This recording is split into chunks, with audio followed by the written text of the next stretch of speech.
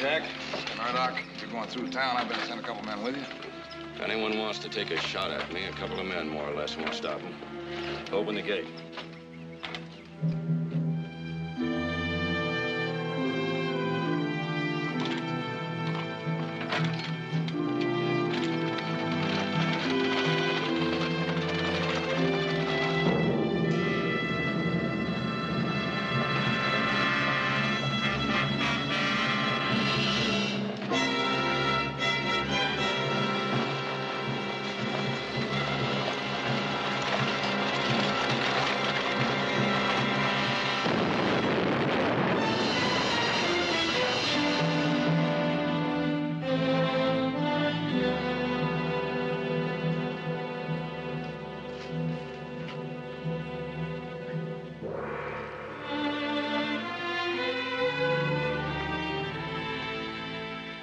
And murder. I don't understand it. We've never had trouble like this at the mine before. How deeply involved are we? Enough to get hurt. 10,000 shares. Well, then why don't we sell out? Because since the strike, we wouldn't be able to get anywhere near their market value. If the governor had any guts, he'd move the troops in up there. Now, wait a minute. They're destroying private property. Troops aren't the answer. Well, what is the answer? Nick, why don't you ride up there as soon as possible and find out what it's all about? Tomorrow morning. Better let me. Sounds like my kind of job. Well, what makes you say that? Ooh, I've seen the elephant and heard the owl, brother. You haven't. Worked in the mines, remember? I'll leave in the morning, Jared. Oh, now, wait a minute. Heath is right.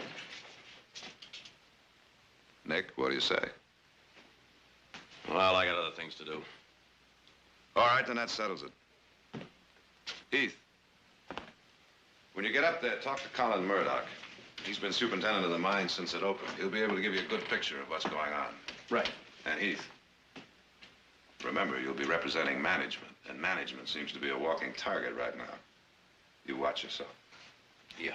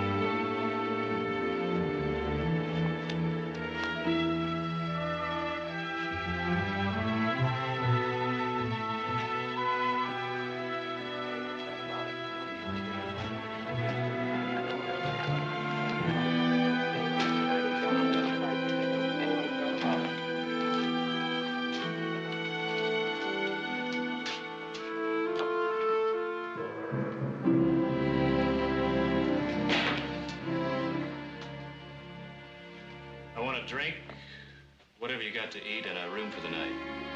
I'm closed.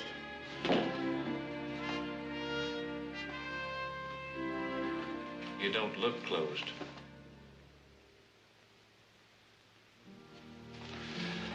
Now, I've ridden a long stretch. And I'm tired, and I'm hungry, and I'm thirsty. Now, when a man feels like that, he gets irritable. Gets annoyed at little things. I don't want no trouble, mister. No trouble. Just a room, a drink, and something to eat.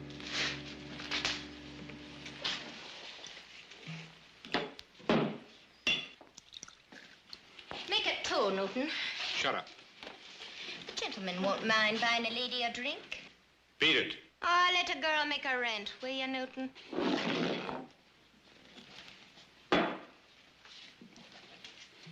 Well, I can't feed you. There's nothing prepared in the house. He lies in his teeth. There's a whole leg of cold mutton lying in his cooler. I told you to shut your mouth. Now I'll set it free. You stand back, you dirty Now, man. dear I'll girl, brain you. put it down, dear girl. It's Brain ya. It's the only decent drop in the house. Let's have the mutton. It's a fine thing. A man can't call his house his own. Who asked you to butt in? I can fight my own battles. Sure you can.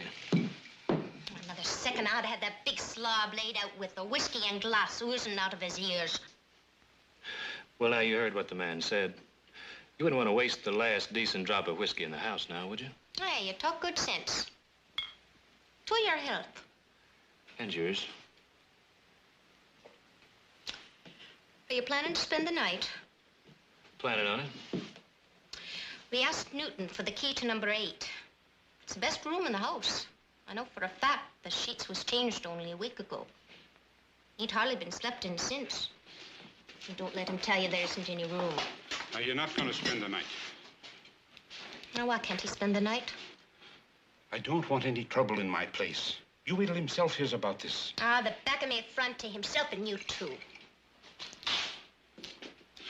Look, you don't want to spend the night in a place like this. I own it, and I wouldn't stay here if I had any choice in the matter. Look, the beds are hard, and the bugs, you know. Oh, terrible bugs. Big enough to throw a man out in the street and leave him there to be eaten at their leisure. Let's have a key. It's only 9 miles down the road to Sonora. Oh, it's a grand town, with a decent hotel. And girls. Oh, they got the finest bits of fluff in the motherlode country down there in Sonora. Number 8 key.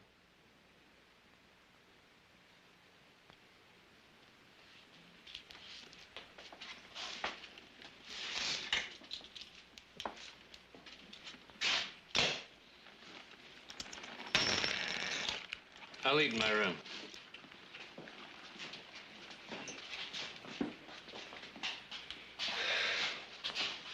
All right. You heard what I said to him. I tried to make a move on, didn't I? Well, didn't I?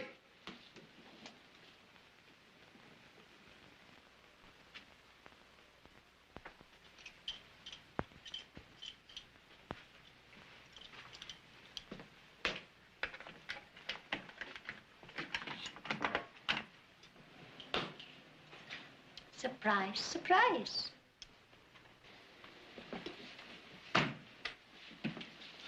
What are you doing here? Well, I thought you might like a nightcap. So I brought up the bottle. That's all? What's your name? Bridie. Bridie what? Bridie Hanrahan. Go ahead, help yourself.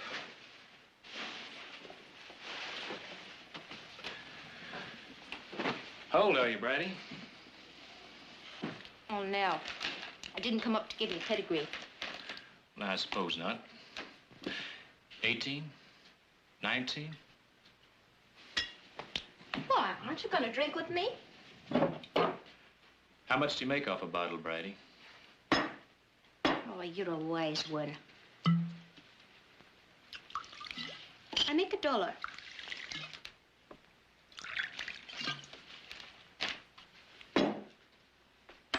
That's 10. What's it for? Information. That's a dirty word around here. What are you, a company spy? Nope. That's what they think downstairs. Why? Well, you're a stranger. If I was to tell them you was asking for information, they'd have you dead as a mackerel before the night was out. Will you tell them? Or should I? They ain't paying me nothing. Who's himself? You can put your money away. I'm the sole support of my old father, and I can't afford to be killed.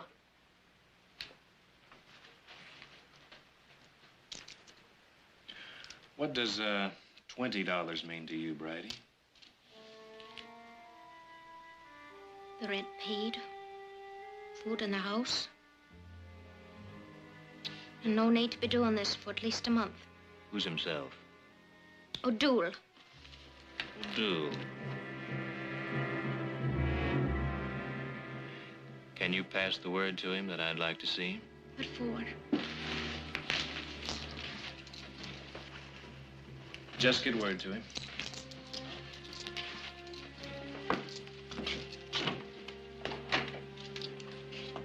What, is that all you want? That's all, Bridie. You're a strange one. I suppose a gentleman like yourself can't be bothered with the likes of me. Well, you ain't so much. I hope O'Doul cuts your heart out.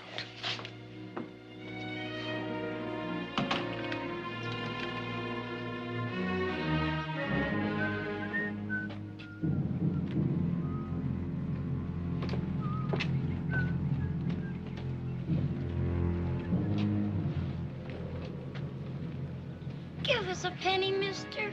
Come on, mister, be a sport. Give us a penny.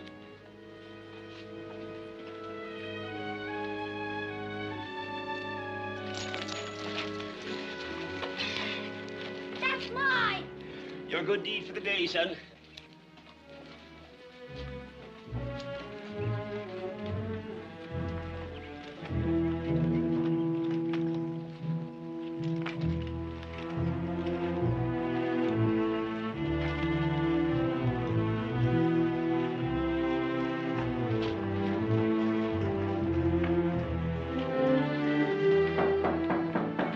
Come in.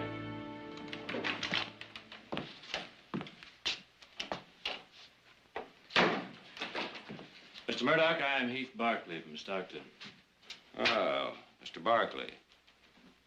Always a pleasure to see one of the family up here. Sit down, sir. Thank you.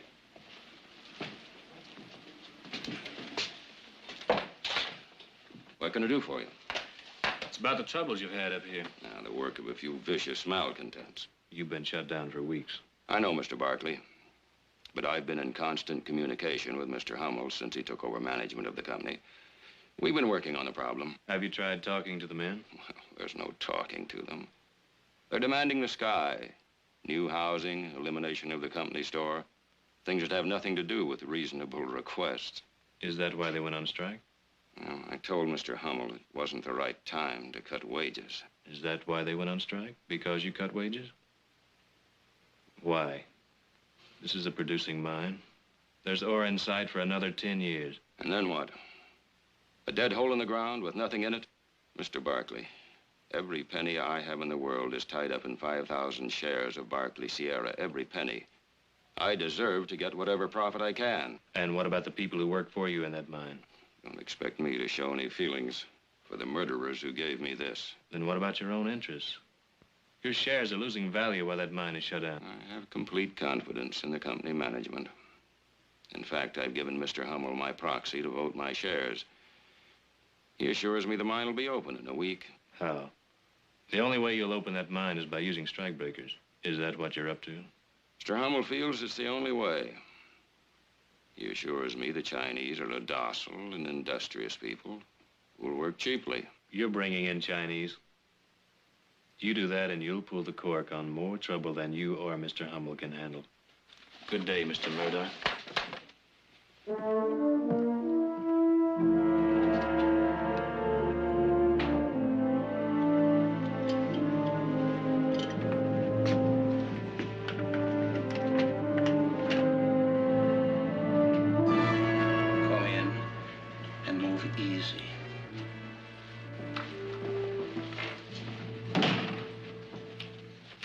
Hello, Dion. Heath. Heath. I didn't know it was you that was looking for me. You need that thing? When a man's on the run, you know how it is. It's been a long time, Heath. Since we worked in the mines. What are you doing up here? Organizing. A strike? Mm-hmm. Do you have a drink about the place? Sure.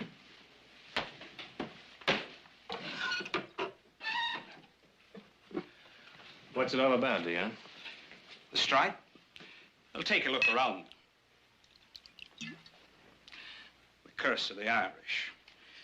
Them that don't die of the drink perish of religious melancholia. Or starvation. Or get shot to death. Or 100 other ways to squeeze the life out of a man. A sad people, the Irish. What are you doing in Lonesome? Looking for answers to the strike? What's your interest? I represent the Barkley family. Tom Barkley turned out to be my father. Did he now? Didn't you stop to think there might be some risk in coming here? The bosses aren't popular in Lonesome, you know. I'm no boss. No. Of course you're not. Just a drop, please. No man that's worked in the mines could become a boss. It takes a fine gentleman who's never raised a callus to work men until they drop. Cheat them in the company stores and starve their women and children. Get off the soapbox, O'Doul. That isn't true. Have you gone blind? Can't you see what's around you? Oh, you've changed. The Heath I used to know would have been right out on the lines with us. And I would be out on the lines with you if you were going about it the right way. And we are going about it right. We're asking for decent wages, an end to company stores, safe working conditions. And how are you asking? With bombings and murder from ambush? Man, darling, it's the war we're in. You can't win that kind of war. Dion, listen to me. Get your people together. Form a committee to meet with the company management to discuss your differences in an orderly manner. No. Why? It's not the answer. Let me talk to your people. Let them decide if it's the right way. I'll do the deciding for them. Well, that was Grand Tasting whiskey. I'll be leaving you now. Are we still friends? Now, that's a fine question to ask a man. Of course we are. But I wouldn't be speaking for others in the camp. The Barkleys aren't popular, you know. If I were you, I'd leave town in a quiet kind of a way. Within an hour or two.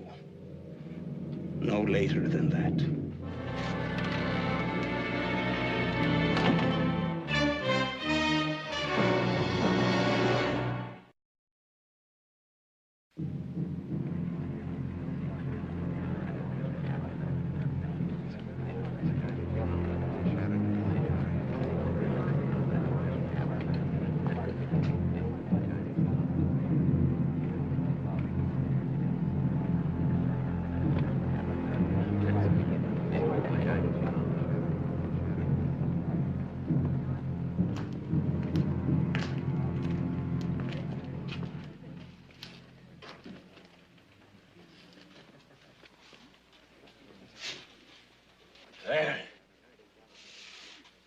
He's for the company, all right. Didn't I tell you? He's a Barkley. One of old Tom's kid. You don't mean it. O'Doul, my darling, when it comes to the killing of them, let me be the one to do it. And I'll burn 1,000 candles for the sake of your soul when they finally catch you and swing you off. Shut up with your talk about swinging. There'll be a meeting of the organization tonight. Tell the boys we may have some business to do. Go on.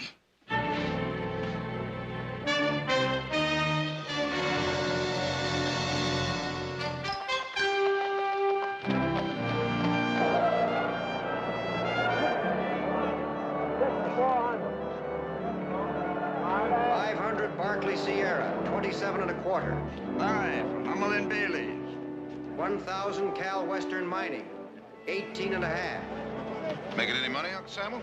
Oh, little, Brother Barclay, a little. Good. I'd like to talk to you for a minute, if I may. Make it brief, brother. Time and the tides of opportunity wait for no man. Ah, yes. What do you want to talk about? Barclay Sierra. I'm a very busy man, Brother Barclay. Maybe you better come around to the office later in the week. Now, Uncle Samuel. Right now. 300 Marar silver. Well, what about it? 45 1/4. I understand you're bringing in Chinese strikebreakers. You heard that, did you? Yeah. My brother's in Lonesome. He wired me about your plans. Now, you know you can't get away with a thing like that, Uncle Samuel. You bring in 500 Chinese laborers on Wednesday, and by Thursday, they're scattered all the way from Camp Lonesome to the Barbary Coast. Well, it's not my doing. It's the decision of the board of directors. Oh, come now, Uncle Samuel. You control that board, and we both know it. All right. The shareholders entrusted me with management of the property. To my mind, that means making profits. Making profits means getting the ore out of the mine at the least cost. And Chinese labor isn't 1/3 as dear as what we've been paying. Why, you slippery old thief. I almost believe you started that strike just so you could bring in cheap labor. If you see any loose Barclay Sierra stock, Brother Barclay, snap it up. It's a good investment for the future. Gently, Brother Barclay, gently. Uncle Samuel, you just started yourself a little war. And before it's over, I'm going to collect that greasy old hide of yours and have it stuffed. 200 grad copper, 8 1/2. Don't make a sound or we're both dead. What's wrong? Get up and get dressed. They're coming for you. Who's coming? The Molly McGuire's. They will get them over. Molly McGuire's. Oh, you never mind the questions. Do you want to kill us both?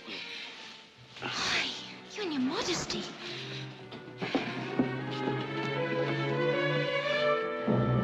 How did you know about this? I heard them talking. They think it's a grand thing to hang up Barclay. Why are you warning me? For the $20 that'll keep me out of the saloon for a month. If we get out of this, you'll never be in that saloon again, I'll tell you that. I mean it.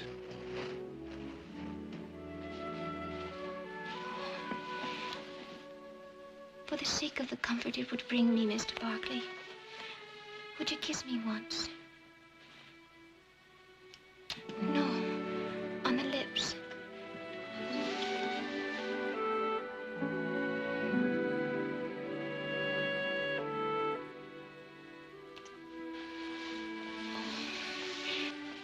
Would you believe me if I said that was the first time I was ever kissed? Really kissed?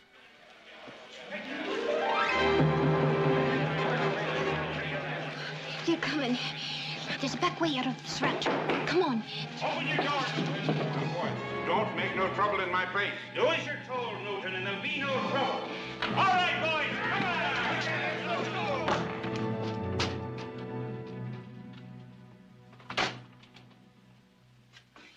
It's me home.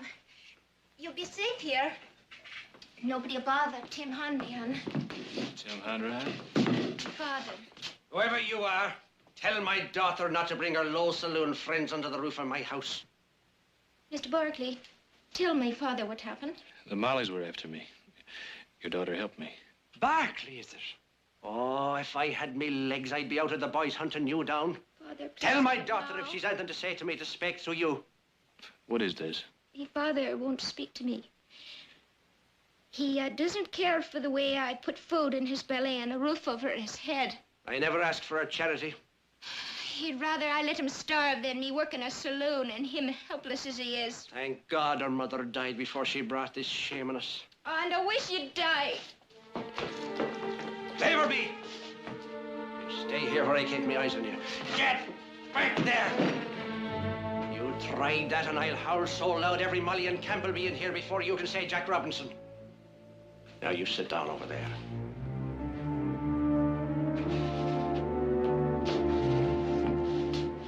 I suppose you think I'm a hard man. I think you're a fool. Oh, if I had me legs, you'd sing a different tune, me pile. Do you wonder where my legs went?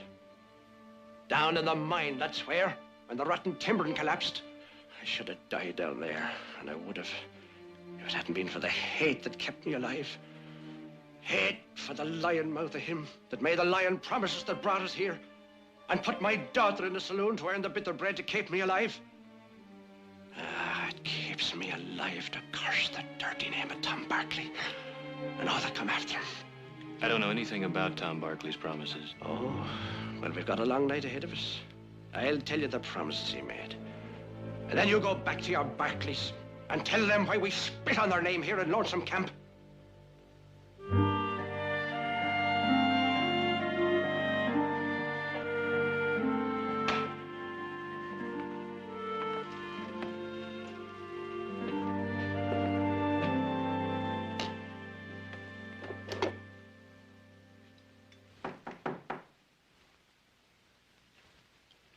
Come in. Evening, Brother Barkley. Good evening, Uncle Samuel. What brings you out so late? Dickering. Time doesn't mean much when a man's in the mood to dicker. Dickering, huh? What do you got? Oh, I've got something. What have you got? I never touch it. Oh? Well, then. How about a petition signed on behalf of the minority shareholders enjoining present management from conducting any further company business? Sit down, Uncle Samuel. Pending a full stockholders meeting. It'll be filed, let's see. Oh. Tomorrow. Well, it isn't much. Oh? Well, then why are you dickering? Because you can be a nuisance, Brother Barkley, a tarnation nuisance. So I'm making you an offer. $333,000 for your holdings in Barkley Sierra. That's the market price before the stock went down. Now, there's a handsome offer if I say so myself. What if I say no? Then you'd be a tarnation fool. Besides, you've got no right to say no. That's a Barkley family holding. You better talk it over between you before you say anything.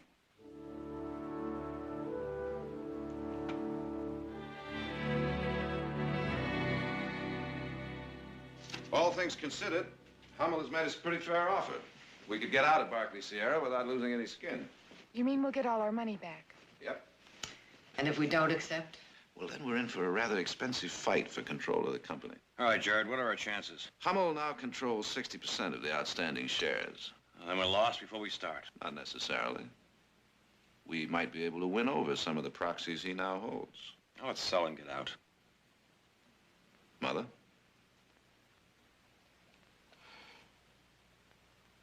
I wonder what he would say. I'll tell you what he'd say. Well, what are you doing back so soon? I didn't expect to be back so soon. I was chased out by men carrying ropes. They call themselves the Molly Maguires. Did you ever hear the Molly Maguires? Any of you?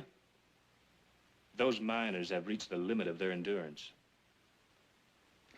The Molly Maguire is one of their secret societies, a violent one. They have the strange notion that it's better to die fighting than wait like sheep. A very strange and unrealistic people. I don't think you'd like them. Funny thing is, they don't hate the company management nearly as much as they hate the Barkleys. Get to the point, Heath. Well, now, I was going to tell you what he'd do. Go on. He'd say, sell out. He'd say, wipe your hands of the whole dirty mess. He'd say, take your money and run. What happened up there? You think those men up at Lonesome Camp are striking against Hummel's management? His wage cut? Working conditions in the mine? Oh, you are so wrong. They're striking against him. Heath, I think you'd better explain that. And you explained to me his promises that were never kept. Good housing, safe working conditions, decent wages, schools for the children, and a company store selling at cost. Security for the old and the injured. What did they get? Leaking roofs, rotten timbering in the mines, dirty children playing in the streets and begging pennies, and a company store that charges 4 prices for everything. Do you know what they eat up there? Potatoes. Potatoes 3 times a day, 7 days a week, and praise the Lord when a miracle puts a bite of meat on their plates once in a blue moon. And as for the old and the crippled, oh, they've got it fine and easy. If they have a daughter who works in a saloon to keep the company roof over their heads and enough food from the company store to keep them alive, what he promised them was hope. And what they got was a kick in the teeth. That is why they hate him. I don't believe it. I don't believe it. You're very young, and the young are very intolerant. You couldn't understand a man like your father. You couldn't understand how a man might make promises in good faith and then be unable to keep them. You only heard one side of the story. Don't pass judgment on a man you never knew until you hear both sides. I've always had faith in my husband, and I still do. But if he was at fault in this instance, then we all are at fault. Your father left us a heritage of wealth and power and land. And he also left us his obligations. Jared? Yes, Mother? Fight Sam Hummel with everything we've got.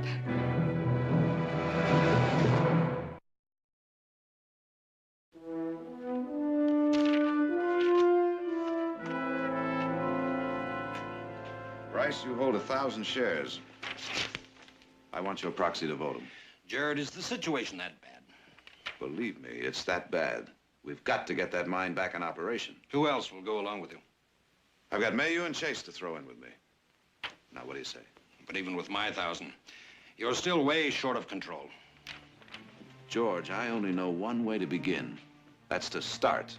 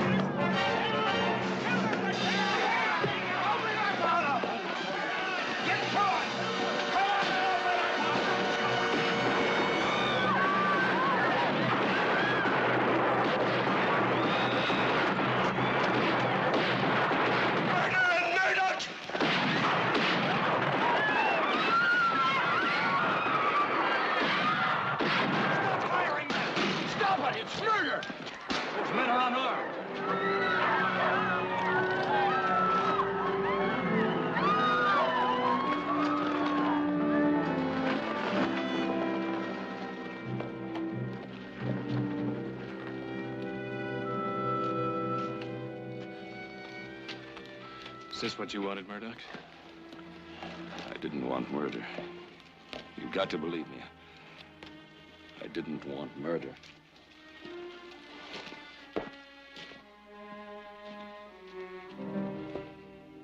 He said the strike would end in 3 days, that the men couldn't hold out any longer. And every day it went on, he said it was sure to end the next day, and then the next, and then the day after.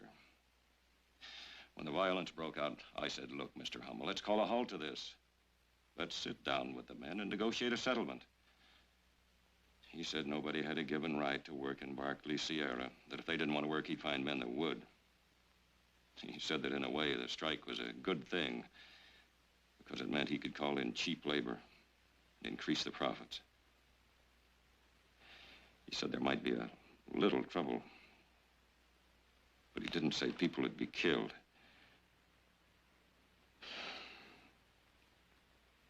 What can I do?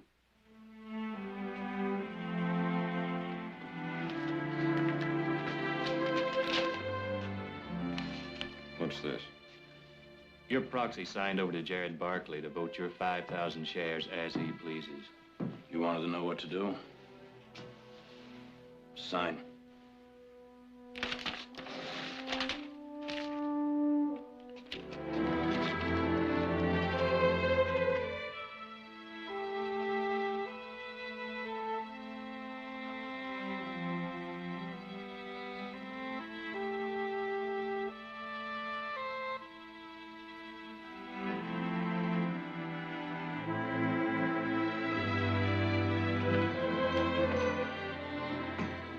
I thought you were up at Lonesome Camp. I was. Got a little present for you. Murdoch's proxy. This does it, boy. This does it.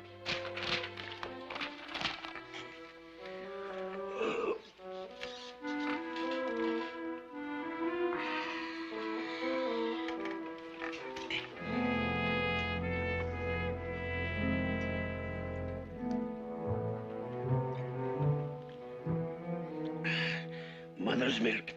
Have a drop or two. You're not looking well, Paddy. I never felt better. Oh, that rap you got on the head. What are you talking about? My head's the hardest thing I've got.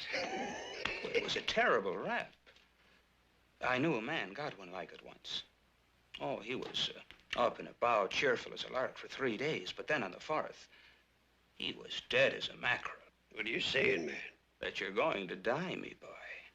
You don't mean it? Yes, but only for a little while. Who ever heard of a man dying for a little while?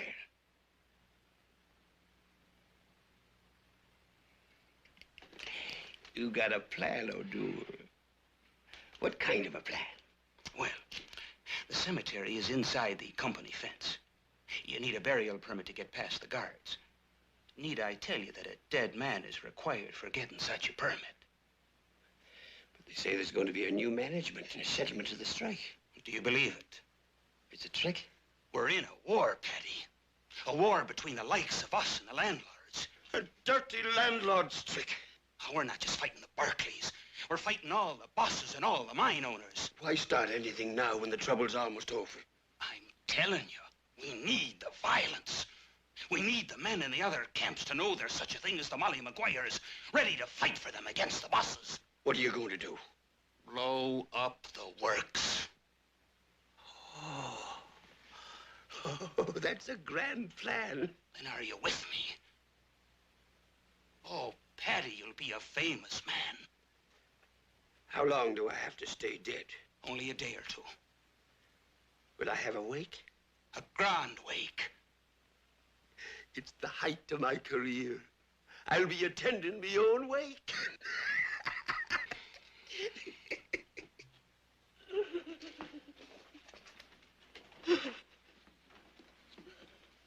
Oh, why did he die?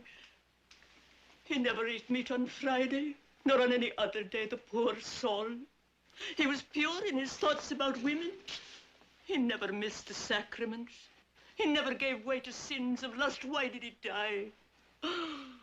Oh, why? Why did he die? Good evening, Mr. Tolliver. I suppose you've come for the burying permit. Who you burying? Padre Gohulahan. Himself that was called Paddy the Ghoul. Ah, the poor soul. Sure, he never missed a wake if it was within 100 miles. Check my butt. Oh! The shame of it all. A poor man dead. And not let to lie in peace in his own box. I guess it'll be all right. Only the pallbearers past the gate. Yes. Yes, Mr. Tolliver.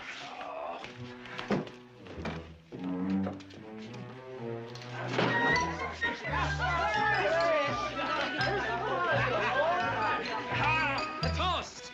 A toast to Paddy the Ghoul! Dying is a terribly thirsty business.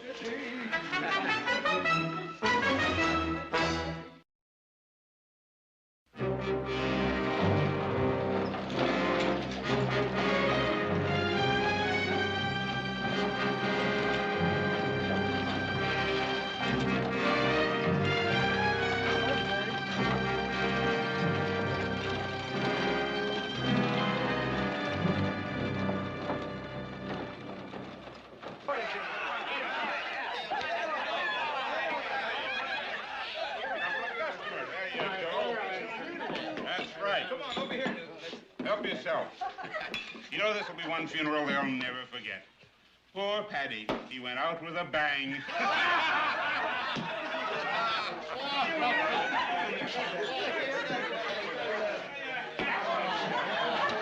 Oh, the French shall have the way, and break a day, and the rose along the days, and the sunburn bucked. Get back in the head, don't give me a drink. Look, I'll spring down to the house if you don't give me a drink. Come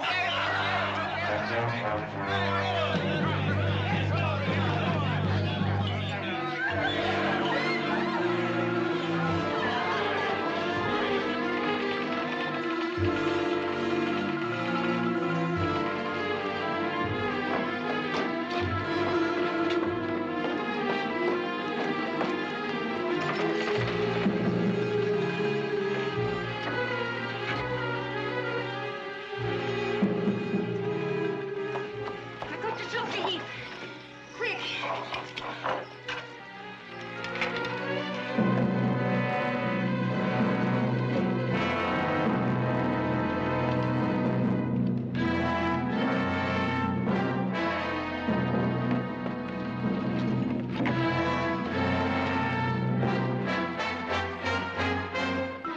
I just saw Paddy at Newton's. He's alive. Alive? Then who's in the casket?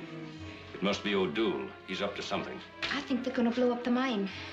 Get all the men you can up to the mine.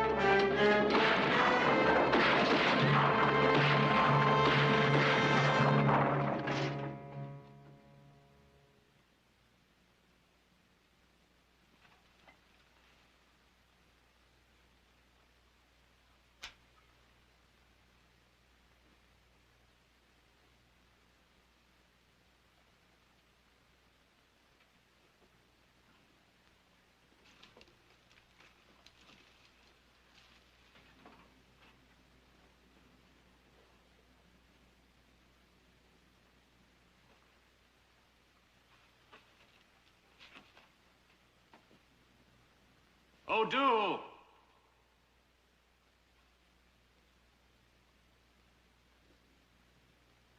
O'Doul!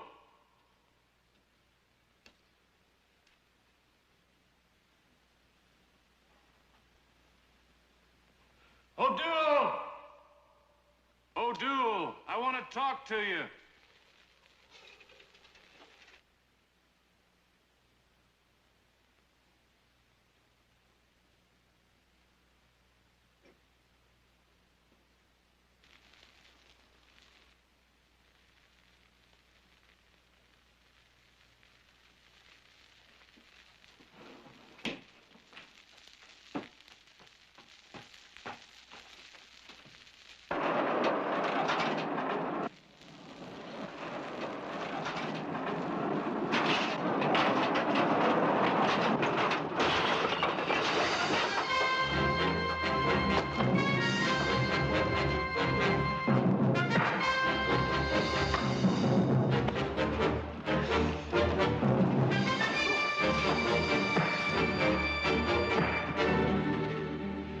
Dion, the strike's over.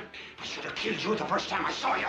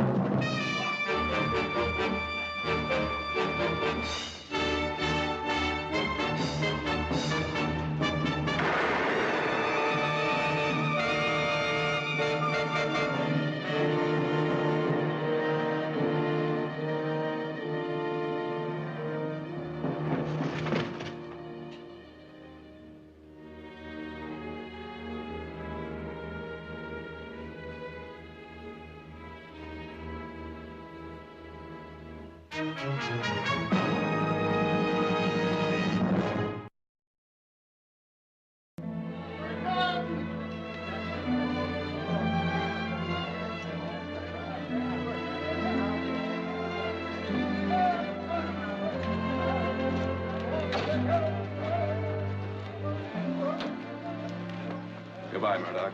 Many thanks for your help. Thanks for yours. From now on, we'll run this mine the way Tom Barkley planned it. You do that.